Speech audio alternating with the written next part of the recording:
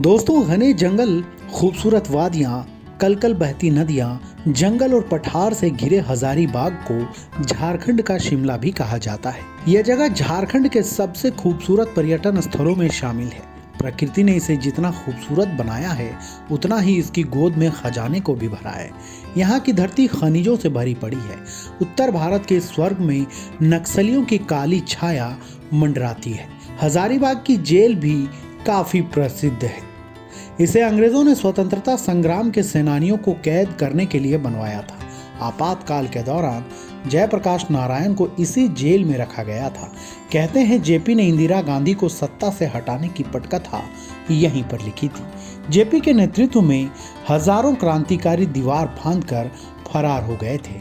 Hazaribagh Lok Sabha seat Hazaribagh और रामगढ़ जिले के 5 विधानसभा क्षेत्रों को मिलाकर बनाया गया है।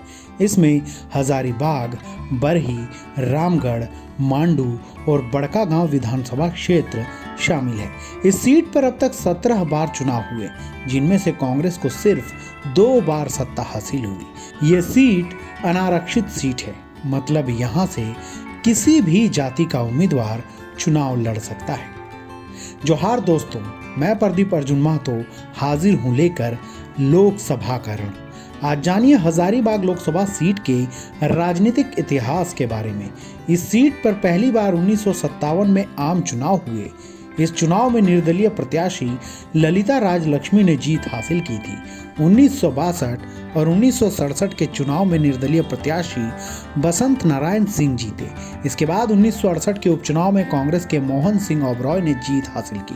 फिर 1971 के चुनाव में कांग्रेस के ही दामोदर पांडे जीतने में कामयाब हुए। 1977 और 1980 के चुनाव में जनता पार्टी के बसंत नारायण सिंह लगातार 2 बार जीतकर सांसद बने, लेकिन 1984 में कांग्रेस के दामोदर पांडे फिर से जीते। साल 1989 बीजेपी के लिए खुशखबरी लेकर आया और यदुनाथ पांडे यहां से जीतने में कामयाब हुए। लेकिन 1991 के चुनाव में कम्युनिस्ट पार्टी के भुवनेश्वर प्रसाद मेहता यहां से जीते, लेकिन 1996 में बीजेपी के महावीर लाल विश्वकर्मा जीतकर दिल्ली पहुंचे।